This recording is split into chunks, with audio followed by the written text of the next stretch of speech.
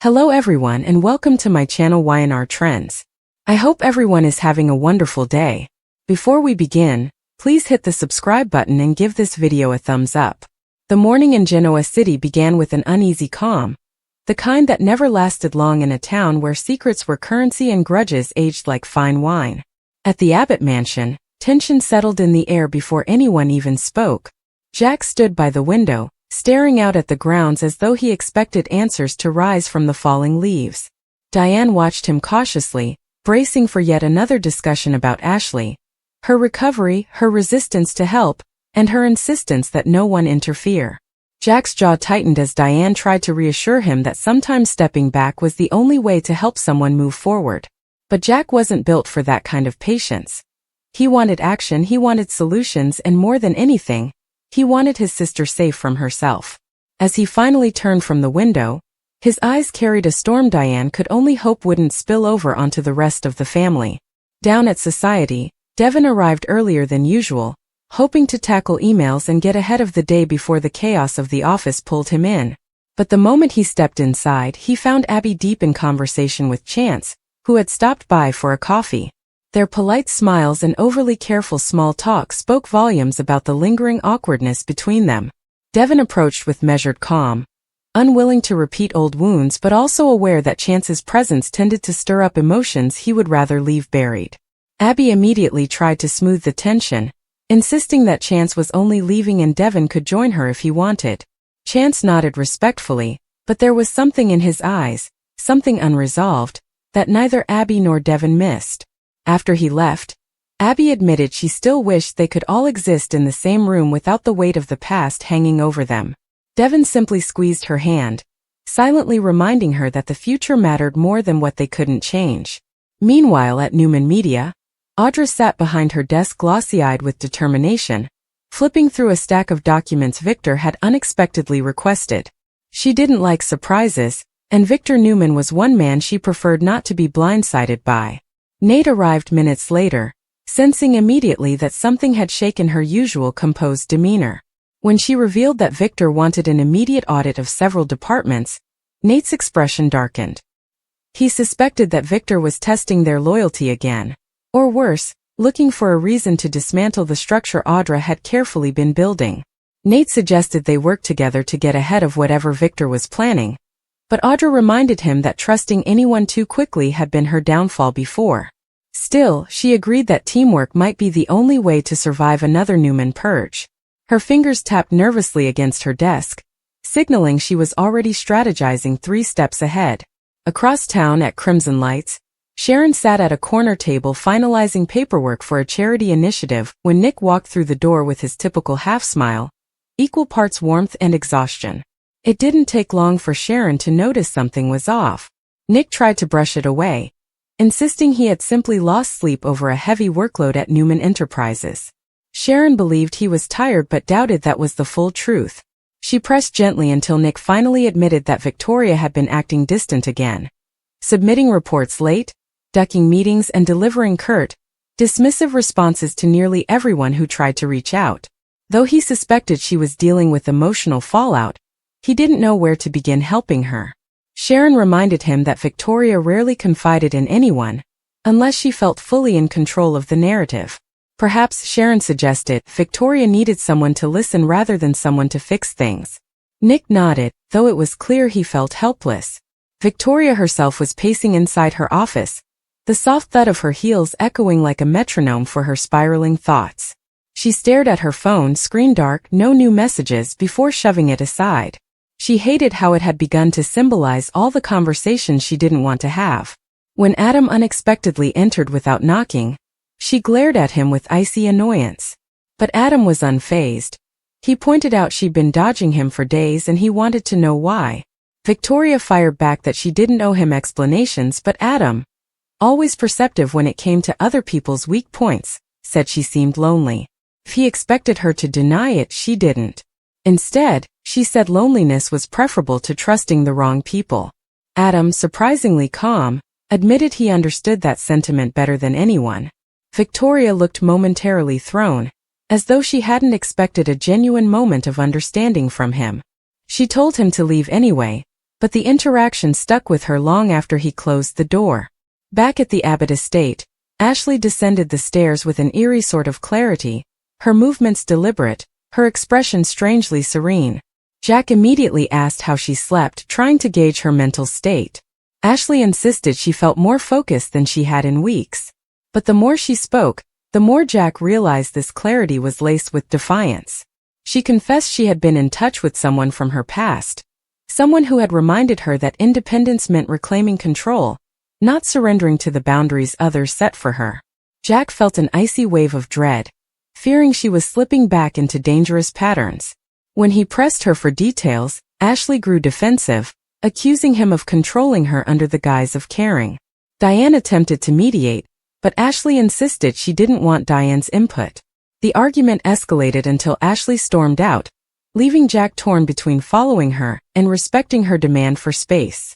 At Chancellor Winters, Billy and Lily were locked in a conversation about the recent marketing setbacks that had cost them several investors' confidence. Billy, usually the impulsive voice pushing for bold moves, surprised Lily by suggesting they slow down and redirect their focus, rather than overcorrect with aggressive strategies. Lily stared at him skeptically, unsure whether this was maturity or simply temporary caution. Billy admitted he had been reevaluating a lot lately. His decisions, his patterns, his tendency to sabotage stability without realizing it. Lily softened, acknowledging that self-awareness was progress, though she also recognized that maintaining consistency would be the real challenge. Still, their discussion shifted into a constructive tone, each offering ideas while carefully avoiding the old tension that had once derailed their teamwork. Even so, something unspoken lingered beneath every exchanged glance. Elsewhere, Tucker was in rare form, striding into his suite with a gloat that suggested he believed the universe was finally aligning in his favor. Audra arrived moments later, intending to confront him about information he'd withheld regarding overseas investments. But Tucker, as usual, deflected her accusations with charm and half-truths, insisting he had only kept certain details to protect their shared interests. Audra didn't buy it. She accused him of manipulating situations to ensure she remained tied to him professionally. Tucker countered that he had no interest in holding her hostage. She was free to leave any time, though he suspected she wouldn't because she needed him more than she admitted. The remark hit a nerve. Audra left before her anger could morph into vulnerability, and Tucker watched her go with an unreadable expression, uncertain whether he had pushed too far or merely set the next stage of his plan in motion. Chance, now at the police station, was reviewing case files when he received a text from Summer checking whether he was free later. He hesitated before replying. Their fledgling relationship had been warm, promising even, but today he felt unsettled by the morning's encounter with Abby. Not because he wanted Abby back. Not in the romantic sense, but because seeing her and Devon together reminded him of how much he had given up, how many transitions he had been forced to swallow. He responded to Summer with a simple confirmation, but couldn't shake the feeling that emotional clarity was slipping through his fingers again. Later, while discussing a routine case with a colleague, Chance realized his distraction was bordering on dangerous. He resolved to clear his head before meeting Summer, unwilling to let ghosts from the past sabotage something that could be good for him. At the coffee house, Mariah and Tessa shared updates about Aria's latest hearing tests, celebrating encouraging improvements. Tessa suggested they take a small getaway soon, something quiet and family-focused. But Mariah hesitated, admitting she felt guilty stepping away from work during a time when staffing was thin and responsibilities were high. Tessa gently reminded her that burnout helped no one, not their daughter, not their marriage, and not her productivity. The conversation shifted into laughter and planning before Sharon joined them, eager for a moment of lightness. But as they chatted, Sharon's phone buzzed with an alert from the charity foundation she'd been organizing. Her expression darkened as she read the message, prompting Mariah to ask what happened. Sharon revealed that a key donor had unexpectedly withdrawn, jeopardizing the entire program. The atmosphere changed instantly. Tessa suggested they brainstorm solutions together. Sharon agreed, grateful for their support, but inwardly worried that she was once again holding too many fragile pieces alone. Across the city, Nikki sat in the ranch living room, fingers trembling slightly as she poured a glass of water. She had been fighting the urge to reach for something stronger but resisted with every ounce of willpower she had. Victor entered quietly, watching her with concern he rarely verbalized. He asked whether she wanted to reschedule their upcoming event, but Nikki insisted she was fine. Victor didn't believe her. He knelt beside her and reminded her that she didn't have to be strong every hour of every day. Nikki swallowed hard, admitting she had been struggling more than she let on. Victor wrapped an arm around her, vowing to reduce the stress she was facing, even if it meant pulling back from certain business matters she had been trying to oversee. Nikki nodded, grateful yet ashamed. She hated feeling weak. But Victor assured her weakness had nothing to do with it. Carrying burdens alone was what broke people, not the burdens themselves. In the afternoon, Kyle arrived at Jabot for a tense meeting with his father, still trying to navigate the fallout from recent power struggles. Jack, preoccupied with Ashley, struggled to fully engage in the conversation about Kyle's proposed restructuring. Kyle interpreted the distraction as dismissal and sharply reminded Jack that he was trying to contribute, not undermine anyone. Jack apologized, acknowledging he hadn't been fully present. When Kyle asked whether Ashley had taken a turn for the worse, Jack hesitated before admitting he feared she was spiraling again. Kyle expressed genuine concern but urged Jack not to let fear cloud his judgment. The meeting ended more cordially than it began, but the distance between father and son remained, deepened by unspoken guilt and exhausted expectations. Later that evening, the Genoa City Athletic Club buzzed with low chatter as Summer waited for Chance at a corner table. When he arrived, she immediately noticed the heaviness in his expression. She asked whether everything was okay, her tone open and soft. Chance hesitated but decided honesty was the only foundation worth building on. He admitted that running into Abby that morning had stirred up old memories. Not feelings, but memories that reminded him of all the transitions he'd been forced to process. Summer listened without judgment, simply appreciating that he trusted her enough to share. She squeezed his hand, reminding him that healing wasn't linear, and that being honest about setbacks didn't make him any less ready for a future with someone new. Chance exhaled deeply, grateful for her calm presence. Their dinner unfolded with hesitant optimism, each step forward fragile but promising. As night settled over Genoa City, Victoria returned home feeling drained. She poured herself a glass of wine and sat in silence, replaying the earlier conversation with Adam. For the first time in a long while, she found herself unsettled not by hostility but by the discomfort of unexpected empathy. She hated that it had affected her at all. She took out her phone, thumb hovering over a contact she refused to call. Instead, she set the phone down and allowed herself a moment to admit she wasn't as strong as she pretended. But admitting it privately was far easier than speaking the truth aloud. She stared into the dim room, wondering how many more decisions she would have to make alone. Across town, Ashley returned to her hotel room after avoiding everyone for hours. She placed her bag on the table and pulled out a small folder stuffed with papers she hadn't shown Jack.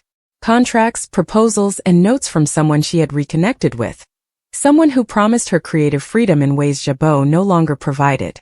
She traced her fingers along the edges, knowing the choice she made next could shatter what little stability she still had. But Ashley couldn't ignore the part of her that longed for control and independence. She whispered to herself that change was necessary, even if it was painful. Her reflection in the mirror looked both determined and haunted, a woman torn between healing and self-destruction.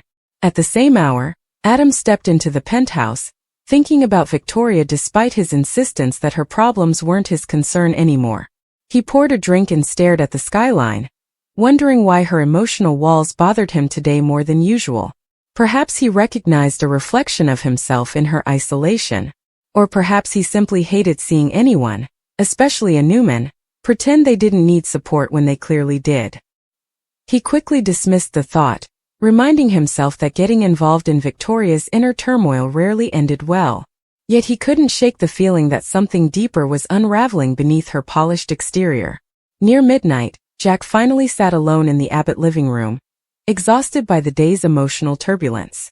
The faint, lingering scent of polish and old wood in the Chancellor Mansion library did little to calm the storm raging in Claire's heart.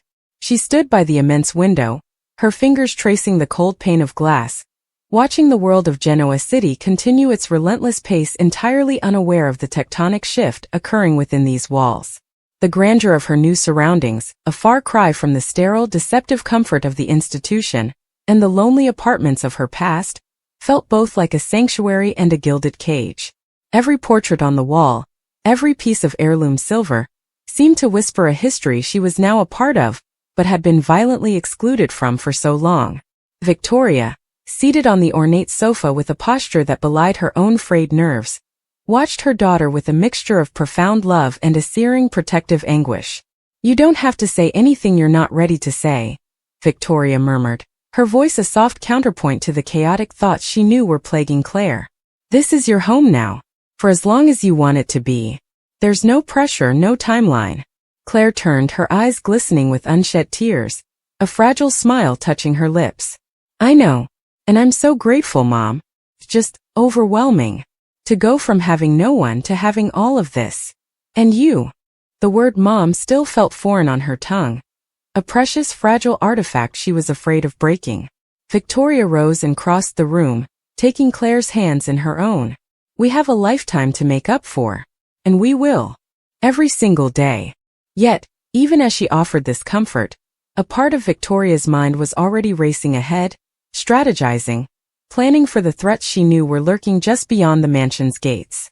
The peace they had fought so hard to secure felt terrifyingly tenuous. That threat was currently simmering just a few miles away, in the sleek, modern confines of the Newman Enterprises executive suite. Victor Newman, the patriarch whose will had shaped the city's destiny for decades, stood with his back to the room, staring out at the skyline he commanded. The silence was broken by the soft click of the door opening and Nate's entrance. "You wanted to see me, Victor?" Nate's tone was carefully neutral, a practiced blend of respect and wariness he had perfected after years navigating the Newman family dynamics. Victor turned slowly, his expression unreadable, a mask of cool calculation. "Nate, I trust you've seen the news," he began, his voice a low rumble. "The media is having a field day with this reunion. My daughter, my granddaughter splashed across every front page." Nate nodded cautiously. "It's a remarkable story. A second chance for both of them."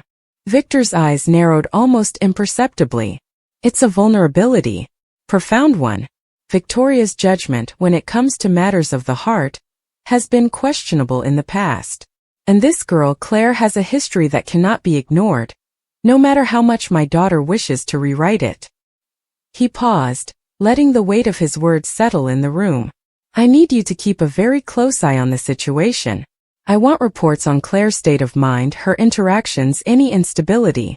Victoria will be blinded by maternal sentiment. I cannot afford to be." Nate felt a cold knot tighten in his stomach. He understood the order perfectly. He was being tasked with spying on his own family, a role he had grown weary of playing. "Victor, with all due respect, Claire has been through extensive therapy. She's been cleared by professionals. Isn't this a time for family to offer support, not suspicion?" Victor's gaze hardened, a flash of impatience in his steely eyes. "This is how I offer support, Nate. By protecting this family from any and all threats, even those that come wrapped in a pretty penitent package. Do I make myself clear?" It was not a question. Nate gave a tight, reluctant nod, the burden of his loyalty to Victor warring with his own sense of morality and his growing allegiance to the new family unit Victoria was trying to build. Across town, in the vibrant, chaotic heart of crimson lights, the conversation was of a decidedly different nature, though no less intense.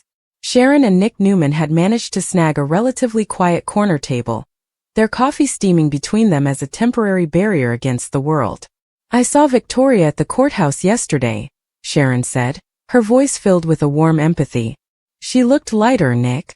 Like a weight she's been carrying for decades has finally been lifted." Nick ran a hand through his hair, a familiar gesture of frustration and concern. "I know. And I'm happy for her, I really am. But have you spoken to our father? He's in full Dark Knight mode, convinced Claire is a Trojan horse sent by some unseen enemy to destroy Newman Enterprises from the inside out. He's got Nate playing watchdog." Sharon sighed, shaking her head. "Of course he does. Victor sees conspiracies in Sunrise. But this isn't about business, Nick. This is about a mother and a daughter. This is about healing. Someone needs to remind him that his empire is built of people, not just profits and power. Nick offered a wry smile. You try telling him that. I love my dad, but his idea of family protection often looks a lot like a hostile takeover of people's free will. I'm worried he's going to push Victoria too far. She's finally got something pure, something good, and if he tries to taint that with his suspicions and manipulations, it could break her. He took a sip of his coffee, the bitterness of the drink mirroring his thoughts. I just don't know what the right move is. Do I support my sister by standing up to our father and potentially causing a huge rift, or do I try to play peacemaker and hope he sees reason before it's too late? Sharon placed a comforting hand over his. The right move is to be there for Victoria and Claire. Unconditionally. Victor will have to navigate his own feelings on this. You can't control him, but you can control the kind of brother and uncle you are. That support system might be the very thing that makes Victor's fears irrelevant. While the Newmans grappled with the internal fallout of Claire's integration, another crisis was brewing in the world of high-stakes corporate finance, one that would soon ensnare several key players. At Jabot Collective, Kyle Abbott was staring at a spreadsheet on his monitor, the numbers seeming to blur and dance in a most alarming way. A deep frown etched itself onto his face as he cross-referenced the data with a hard-copy report on his desk. The figures didn't match. It was a small discrepancy, a decimal point in the wrong place on a preliminary budget projection for a new skincare line. But it was a red flag he couldn't ignore. He picked up his phone and dialed a familiar number. Audra? It's Kyle. We need to talk. Can you come to my office? There's something off about the quarterly financials you signed off on for the Emerge campaign. His tone was serious, stripped of its usual playful banter. This was the language of business, and a potential error of this nature, especially one bearing Audra's signature, could have serious repercussions. Meanwhile, in her own sleek office,